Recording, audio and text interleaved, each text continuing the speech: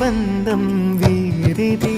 ఈ తమ్ముడే తన అక్క కమ్మై లాలించే లాలించే, అక్కకే తను కన్న తండ్రై పాలించే పాలించే.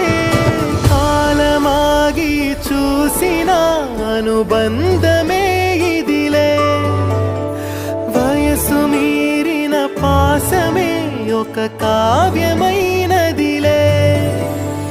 రేపలా ఎప్పుడు కంటి పాపగ కాచులే.